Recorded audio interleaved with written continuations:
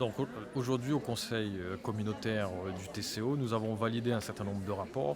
Alors parmi les plus importantes et d'actualité, c'est sur l'errance animale. Aujourd'hui, le TCO a validé le principe de construction d'un refuge animalier où on va accueillir des animaux pour l'adoption, mais aussi accueillir la nouvelle fourrière animale avec un nombre d'animaux important. Mais en même temps, les débats qui ont eu lieu montrent que ça ne résoudra pas la situation parce qu'il y avait près de 70 000 animaux errants ou divagants. Maintenant, il y en a 83 000.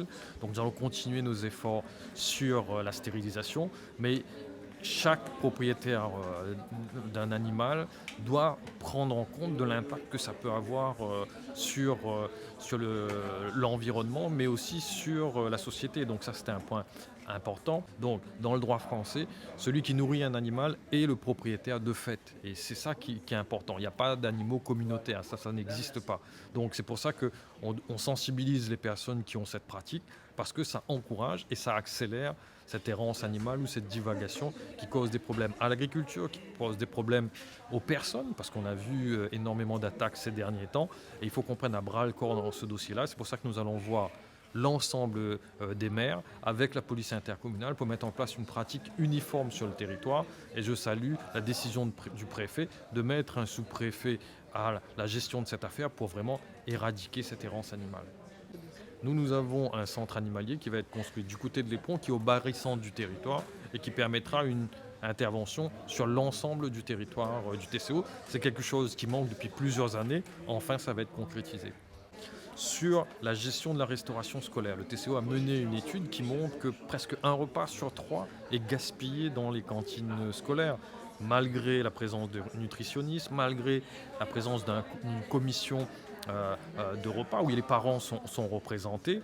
Il y a cet effort à faire.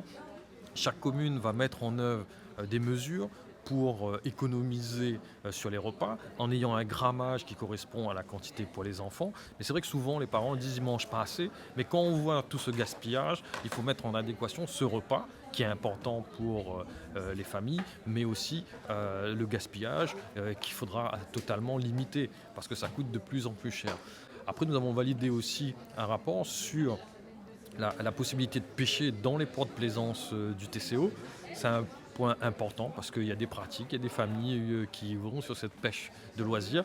Ça ne doit pas se faire n'importe comment. Il y a une limite de capture à 5 kilos pour que ça ne soit pas non plus industriel. C'est à la golette et non pas au filet. Donc tout ça, ça permettra enfin de légaliser cette pratique qui existe déjà, mais qui pose parfois souci aux plaisanciers, mais aussi à la digestion au niveau des ports. Il faut que ça se passe dans un bon état d'esprit. Alors nous avons 3 ports au niveau du TCO. Il y a le port de Saint-Leu, de Saint-Gilles-les-Bains et de la Pointe des Galets. Donc sur ces 3 ports, nous avons cette possibilité. Nous avons validé aussi les taux d'imposition du TCO qui ne bougent pas comme l'année dernière, et ce qui permet d'avoir les mêmes taux et de continuer à remplir nos missions et nos fonctions au niveau du territoire.